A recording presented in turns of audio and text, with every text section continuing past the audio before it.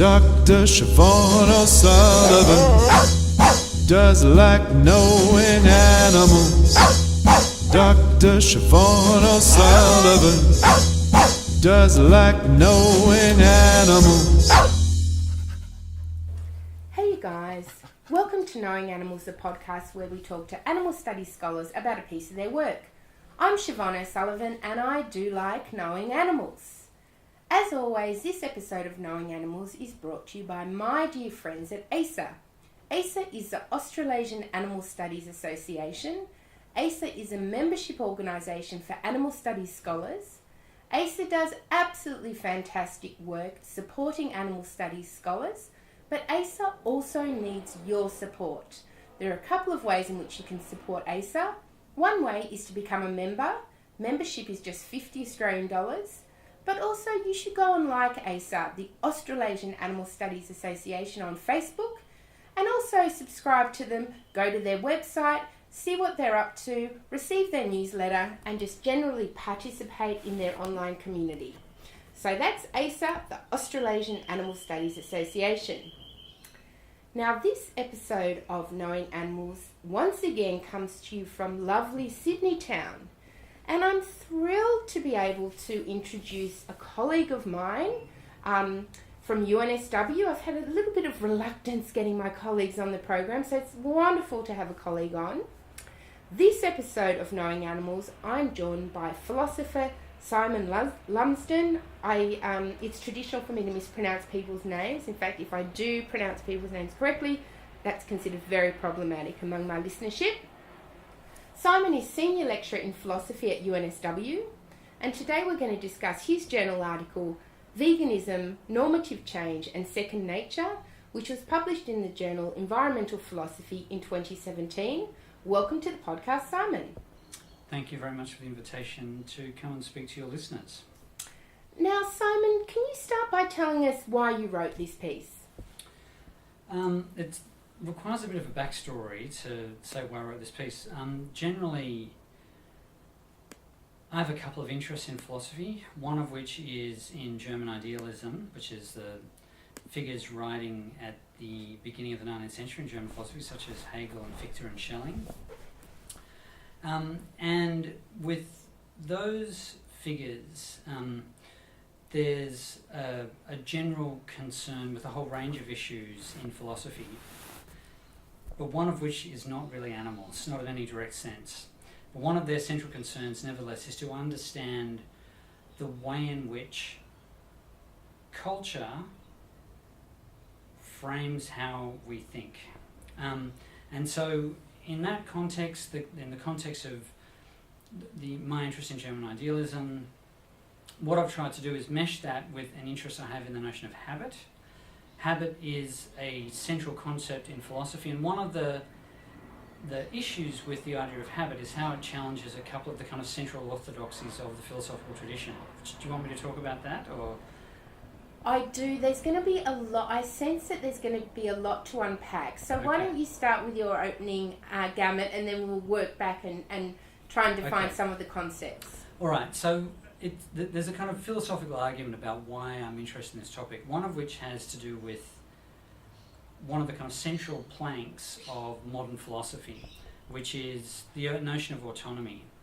And the standard way of thinking about human beings in the philosophical tradition is to say that we're autonomous. And by that, they've got the kind of central platform of that is that we're creatures who are self-governing, that we're self-determining, that we can use our reason to determine our actions, and that the reasons I give, if they're legitimate, are reasons that someone else can also recognise as legitimate reasons by which they too would act.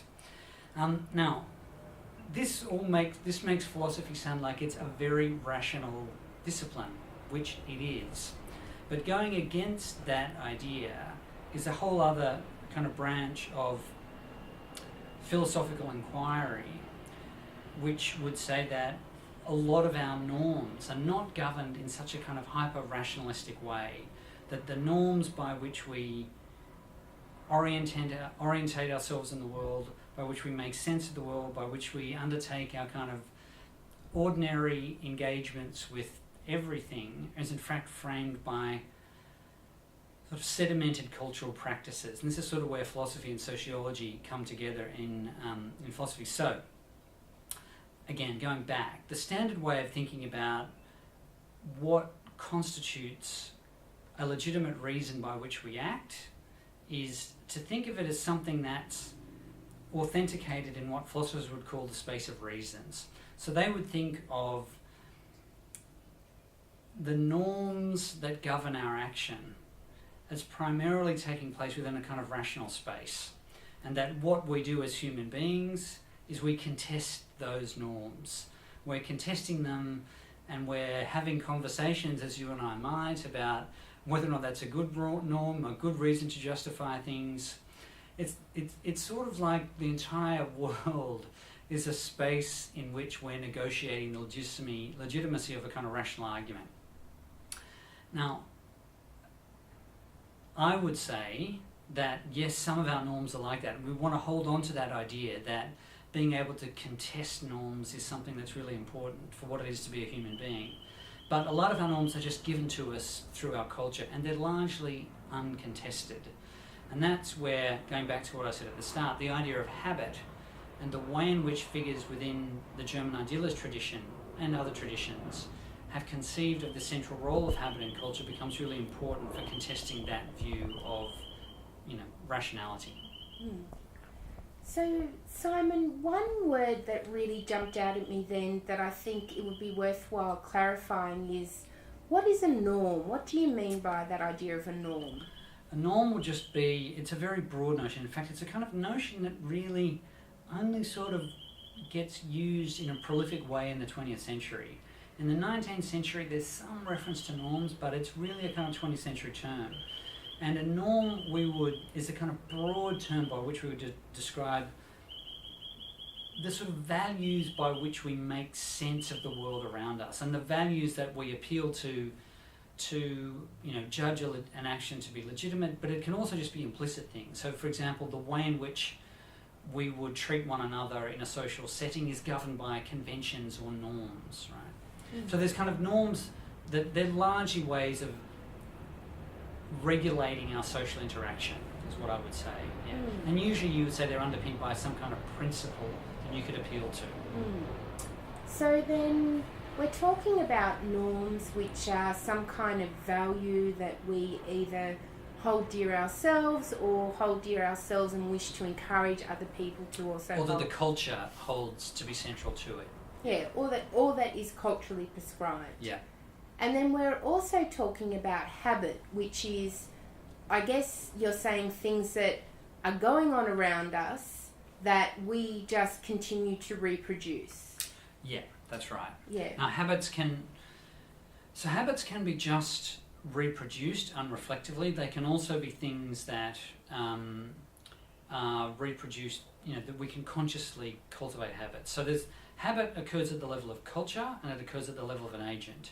So there's a lot of habits that we develop individually at the subjective level, at the level of the individual, around training, around getting used to various things, smells, the kind of sound of traffic if you live near a busy road. A lot of things are forms of habituation, and there's kind of passive and active levels of habituation. That's at the subjective level.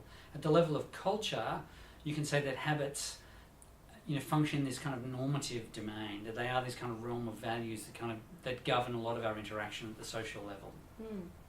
So then what you've said so far is that a lot of philosophers wish to argue that when we decide to be a particular type of person or behave in a particular type of way, we're responding to a logical argument. That's right. And you're wishing to push back against that idea and suggest that rather a lot of what we do is subject to habit? Yes. And so there's a couple of levels of that. I mean, the problem with framing it that way, which is right, is that it makes it sound as though the habits are fixed. Habits are not fixed, but the problem with philosophy is that it tends to think of the way in which we can change our actions is that, we work out that the reasons that we give for our actions are wrong, and then we can change our action. But action generally doesn't function that way. It's so much more governed by complex sets of social practices that means that the kind of actions and behaviours that we have in our society are just not subjected to reason in that way for the most part. And how they do become contested or contestable is a pretty complex state of affairs, and probably philosophy is not very good at actually working out what. There's probably really a domain of politics and sociology that's better placed to work out why things might become contested. So a lot of listeners to this program are perhaps vegan, perhaps vegetarian, usually interested in animal issues. So now that we've got our understanding of the basic principles of what you're talking about, how does veganism come into your argument? Okay, so veganism comes into the argument because what I've been concerned to do for about 10 years is to really to try and challenge this orthodoxy of philosophy which says that norms primarily are governed by rationality. And I mean, I'm not alone. There's a, as I said, a kind of philosophical tradition that's been concerned with also challenging that orthodoxy. That's part of it in idealism, some in American pragmatism from the 20th century, and some from French and German philosophers working in the phenomenological tradition. So I've been concerned on a number of fronts to try and challenge that way of thinking about how we change our norms, and to think through how it is that norms are kind of sedimented in our culture. And so for me, as a vegan, one of the examples that I've tried to use is to think through what's going on in trying to make people vegan, and what's going on in the process by which they become vegan, as a kind of example of the difficulty of affecting social change, which for me illustrates precisely some of these problems around habituation and normativity. Does that make sense? It does. Yeah, okay. And what did you discover? Well, philosophers don't really discover anything. But, what I've come to think is that, so if in the kind of standard philosophical approach, let's just say Siobhan, she's got a kind of intuition that, eating meat, eating dairy might be problematic, and then, she starts to read some Kant or some Christine Korsgaard, and she thinks, right, okay, I've now worked out that, if I'm to be an authentic, rational person, I've really worked out that it's wrong for me to eat animal products. What should I do? I should give them up and start being vegan and start wearing, clothes that aren't made of animal products, or buy second-hand clothes, or whatever it might be. And that's kind of the level at which, that's what it would be to be a consistent, rational person inhabiting the space of reasons. So, can you repeat the question again, Siobhan? Well, what did you discover? So we've got the foundation, we've got the veganism, and now we're going to smash it together. So then what I've come to think is that those things are important, right? You need to have this kind of level of rational reflection. And for a whole bunch of people, they will undertake this sort of Kantian style argument. They will say, look, I've worked it out, this is the right course of action, I've thought it through, and regardless of how difficult it's going to be, I am going to do it. And so, until relatively recently, to be vegan in this society was generally not an easy thing to do. To get vegan shoes, to eat, vegan food that allowed you to actually go out with friends and family was not a simple thing to do. And so one of the things that has interested me is then, well, if a lot of people have this basic intuition that they probably shouldn't participate in this practice anymore, then what allows them to actually shift that social practice so that it becomes something different? And part of the reason why I wrote this paper, the kind of anecdote for this, is that I was giving a talk on these kinds of issues around the relation between autonomy and habit at a conference on animals some years ago in Newcastle. And I made a flippant comment in question time. And someone asked me, and the comment was, look, I don't really mind the people who are vegans who have no interest in animals. Okay, I'd prefer it to be otherwise, but for me, what's good about them is that the more of them there are, the more they provide, the concrete material world in which people can live a vegan life. Because the more of them there are, They provide the occasion where people can buy vegan shoes that aren't just ones that one would want to wear in the commune at the back of Bellingen, but a variety of ones that would allow you to in a kind of a commune at the back of Bellingen, in the 1970s. I'm sure it's different. You're thinking now. of Crocs, I assume. Yeah, and so then my response was, look, they're not bad because they then allow people, they afford the occasion for people who are interested in things to actually participate fully in social and communal life, and that's a good thing, right? And so that got me thinking, well, what is actually good about that? And then, because I'm a philosopher, I turned to philosophy and says, well, what's it got to say about these things? And the philosophers then, when you look at particularly John Dewey, great American pragmatist, some of you, the listeners, will be familiar with Dewey from the Dewey Decimal System, and so that's the same figure who was a prolific writer, one of the great philosophers of the 20th century, and an incredibly impressive figure. And Dewey says to our mythical Siobhan, who's saying, well, why should I become vegan? He says, well, if Siobhan fails at being vegan, it may well not be because her reason has failed her. It might be because she can't live it. She's got to be able to, that's got to be something that she can actually perform in her society. And for her to be able to do that, sorry to be talking to you in the third person, Siobhan, for her to be able to do that, we need these kind of what he would call objective conditions by which that norm can be inhabited. So that concretely means you've got to be able to have places where you can, buy decent vegan food, restaurants where you can eat out, clothes you can wear. It's, like saying the state wants you to get around by public transport. If they're going to say that, they've got to provide you with trains and public transport infrastructure. And I think doing something like being vegan, for the majority of people probably also requires that sort of objective infrastructure in which they can live it and allow them participate fully in the kind of complex social world they inhabit. So, Simon, I was lucky enough to hear you talk about these issues a few weeks ago when we met for the ARIAS, the Animal Rights in Sydney Reading Group, and it was quite interesting to observe the interaction in the room, because in the room we had some people who work in the continental philosophical tradition, which is, I think I'm right in saying that's your philosophical tradition, or more or less. Or less. And then we also had people who are much more tied to the kind of more traditional Singer-esque view of things. And so we got into an argument, I guess, about the place of rationality and all the rest of it. But hearing you talk now, it strikes me that, so one of the ongoing debates among animal advocates and animal groups is, do you appeal to logic or do you appeal to emotion? And, some people say, oh no, you've got to get people got to really feel the suffering of the animal. And I think, well, actually, I like logic. You give me a logical argument, I'm much more interested in that. And so when people say that, I think, well, I don't agree, it doesn't sit with me.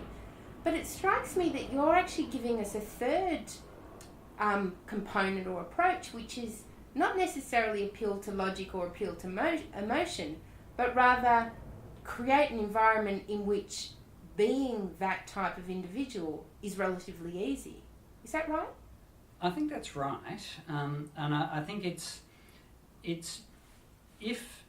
if we don't take what it is to be a human being as something that's fixed, that it's something that's open, that's malleable, that then we can say that, well, how do we provide the conditions by which humans can transform themselves towards the good in some form? And that, yes, obviously that requires the individual to be interested in those things, to be motivated, particularly if it's a change from the status quo. But it also, you need these conditions by which they can live it. So in some ways it's a third option. I'd probably say that, I would not make this division between rationality and the sentiments. That I don't think that is, I think that's a false dichotomy.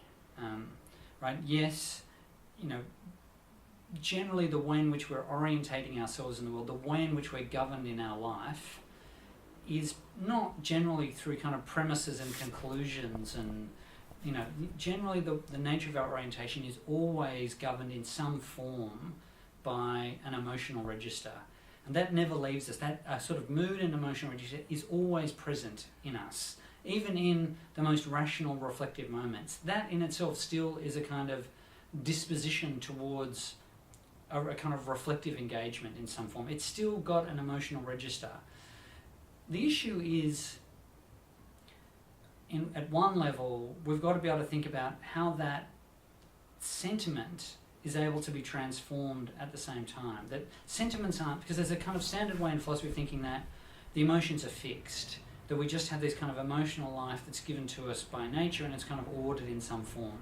And I don't think that's the case. The kind of our emotional responses are also things that are malleable and open to be transformed. And I don't think you can kind of neatly separate the rational argument and the emotions. I think they can't be separated in that way. Okay, well, Simon, let's say I work for an animal protection organisation and I've listened to your argument and I've gone away and read the journal article. What does this all mean in practical terms? How should we operationalise the kinds of things you're talking about? Well, in practical terms, it then obviously would mean for an animal protection society, it's going to be providing the kind of infrastructure by which that's able to take place. I mean, and you've got to do two things. Obviously, appeal to people's better natures to be concerned about the welfare of animals, but then you've also got to be able to provide the conditions by which people can actually make good choices, so that if someone wants to have a companion animal, they don't just walk around the corner to the pet shop and buy some animal that's been produced in terrible conditions. And this again provides the role, the state has a concrete role here. The state regulating the activity, the way in which animals are farmed, for want of a better word, produced, those kind of conditions become concretely important. Obviously also having places where animals can be, if they're problematic animals with behavioural problems, that you provide the conditions by which animals, if they're companion animals, can actually be, those behaviours can be remedied. And if they're really out of the control of someone for whatever reason, that those animals can be taken over by some authority who can hopefully remedy the behaviour and allow them to be given on to someone else. So it requires state intervention, although I think perhaps in some cases the free market, in the case of veganism, is also doing some of that work, so providing the eating opportunities and as you say, also normalising it. I mean, if I just registered for a conference yesterday and vegan was one of the options I could choose. And look, I think that's actually concretely important as well. Just saying, for example, even at the university, trying to get vegan catering, it's not always easy. And trying to make that it's just, these are the kind of standard things, that it's not just something you've got to fight for every time and say, but that's just a normal offering that one would get in any range of cuisine, be that kosher or vegan, whatever it might be. I mean, often they, even if they've got to combine some of these things together because it's easier to do so. Don't get me started on gluten-free. Yeah. Now, Simon, I ask everybody who comes on the podcast to answer 5 quick questions. Okay. Are you ready for your 5 quick questions? Yes. Okay. Can you recall the first piece of pro-animal scholarship you ever read? That would be Singer, Animal Liberation, yeah. Popular response. Can you recall the first piece of pro-animal scholarship you ever wrote? Yes, this was a paper on looking at the relation between autonomy and habituation, which was not directly concerned with kind of animal studies, but I was quite self-conscious in that paper to use examples which are about basically animal suffering, and I used examples to kind of illustrate those points about, again, this kind of prejudice towards rationality being problematic, and that philosophers all like to pretend that they're all operating in this highly rational environment, and yet they just, for the most part, go on with just kind of normal convention of society like meat eating without really thinking about it. Interesting. Which is problematic for philosophers. The assumption of philosophy is that it's the discipline which does what? Questions all of our presuppositions, and yet that often does not happen. Controversial. So if you had to name one animal studies scholar who's had a big impact on you, who would it be?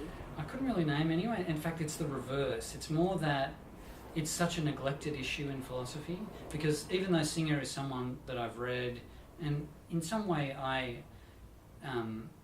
respect, his philosophical worldview is just not one that I am generally sympathetic towards. It's more the fact that, and this is where I'm admiring it, it's more the fact that it's a kind of, these are neglected problems in the philosophical tradition, and that's really what has struck me. I mean, there are many figures who have talked about this issue, Cora Diamond, other people working in this area, but there's not a kind of major figures. Even Kurt Sear, who's writing, he's writing in a way, participating in philosophical discussions. He's probably the most significant figure in some ways, writing within a kind of philosophical register, I would say. But really, generally, there's not a huge amount of sustained philosophical interest in these issues in philosophy, which is problematic, to say the least. Well, I'm going to assume it's actually me and you're just too shy to admit it. Okay, so what's the most important thing academics can do for animals? For me, twofold. It would be, on the one hand, at the level of habitat preservation. So there's obviously within the kind of animal studies area, there's a kind of issues around animal rights and issues around habitat preservation. I think, and I don't see them probably as that contradictory, but I would say twofold. One is that people fight for habitat preservation, particularly in Australia, because the rates of land clearing are very high in New South Wales and Queensland, fighting against land clearing, also doing whatever one can to ameliorate the suffering of animals in factory farming and in companion animal production, for want of a better word. They're significant things I would say people should be fighting for. So if you had the power to change one thing about the human-non-human animal relationship, what would it be? Look, it's a very difficult thing to say, but probably it's providing would be the wrong word. It's getting people to respect the fundamental dignity of all forms of animal life, and really thinking through that, understanding that these creatures are sentient, that they have interests. What does my action do to prevent them having a flourishing life? Or what can I do to enhance animals having a life in which they can flourish, in which they're the kind of, to put it in a kind of anthropocentric terms, in which what we would take to be a meaningful life is something that's possible for them within their own within that diversity of animal life. Interesting. So Simon, what are you working on next? I am working on basically I'm looking at ecological crisis more broadly. So I've been looking at the relation between how we understand history and ecological crisis. That's sort of been a major project of mine for the last couple of years. Wonderful. And how can people find out more about your work? They can find out more about my work by probably going to the philosophy website at the University of New South Wales.